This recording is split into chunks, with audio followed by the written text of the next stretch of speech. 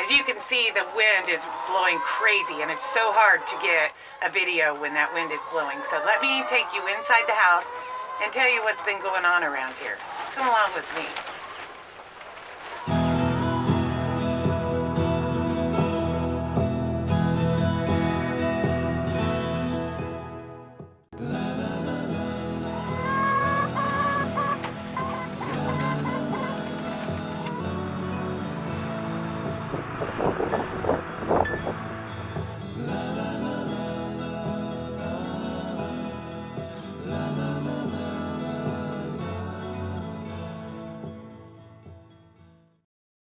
When I first got the Lizzies, I thought they were just simply a molt thing that they go through every year. But I later realized that they really were not very healthy chickens, even though they were still laying eggs. But I decided to go ahead and beef up their protein levels and just start giving them a big array of different kinds of foods. They get scraps all the time now. And because they've become so healthy, I've decided to go ahead and let them free range. And they are really enjoying it. And Rosie has become very surprisingly protective over her hens. I got to tell you that these girls are living up to the name that I gave them, naming them all after Lizzie Borden. And you can check that out and see what that means. But they are still picking on Pex, and she refuses to go into the coop with them. And worse yet, they are not friendly to the olive eggers. I'm keeping them in a pen inside the coop run just to see if maybe they will start getting along at some point. However, they're trying to get to these babies through the pen.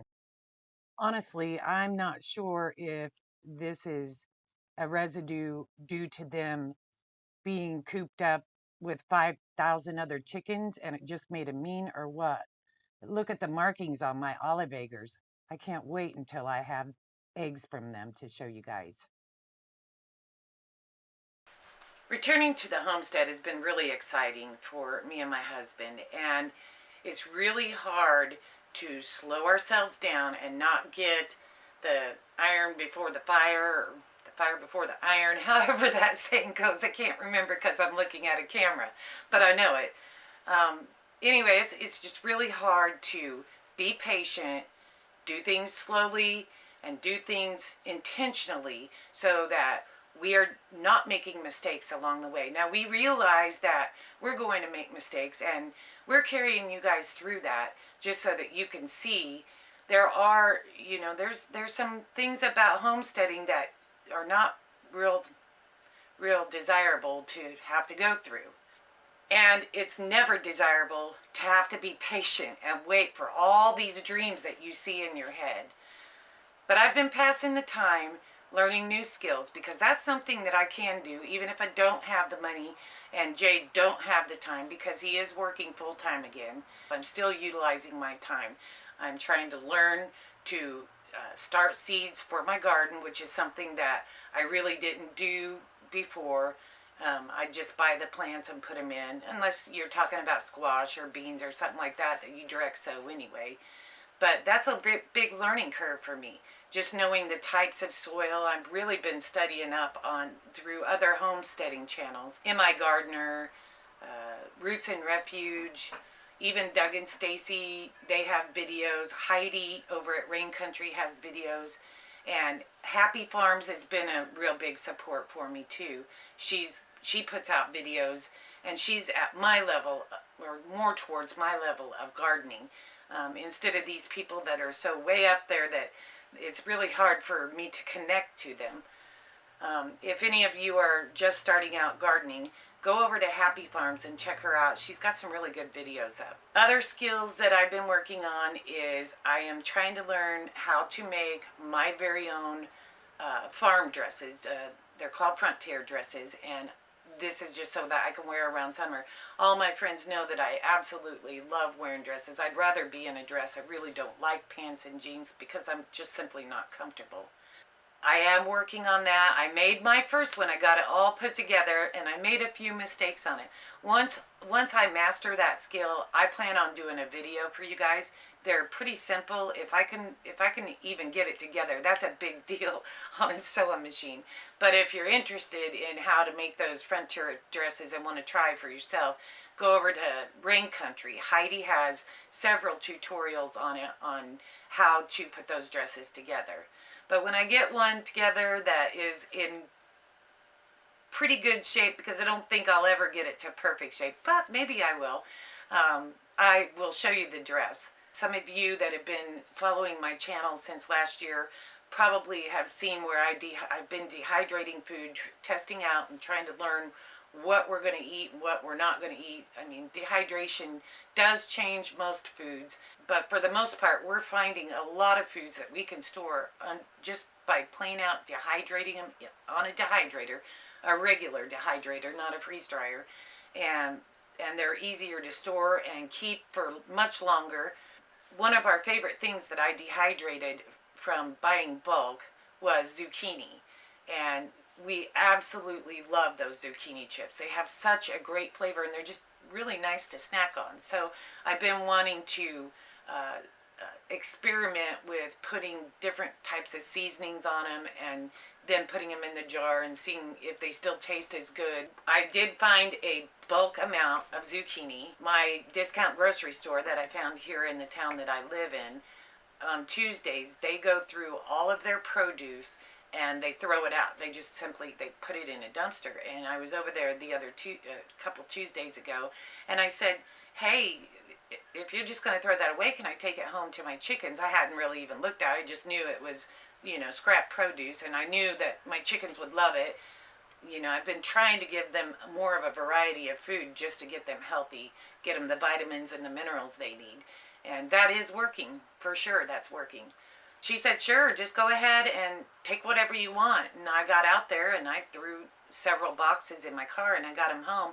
Once I got them home, I looked at this food and I'm like, there was a whole case of zucchini, the majority of which there was nothing wrong with, but the top 2 layers had gotten too cold or something, and there were a few spots on them that had frozen, and people, I guess, just refused to buy that, or they just don't want to mess with it. But the chickens had a lot of zucchini from me cutting off the bad parts, but I took the good parts and I dehydrated them up.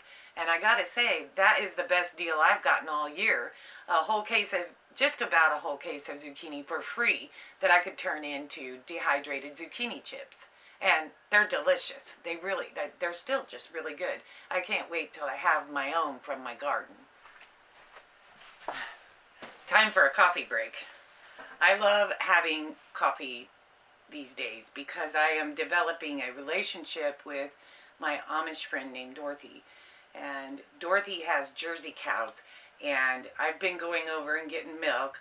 I've tested a few things out. I am making my own butter now, and I have learned how to separate the cream from the milk. I've got a really good idea that I've been using that I want to show you in the future. But having that fresh cream in my coffee is worth the drive out to the Amish community. And it's wonderful milk. Now, we ourselves do not like Holstein milk.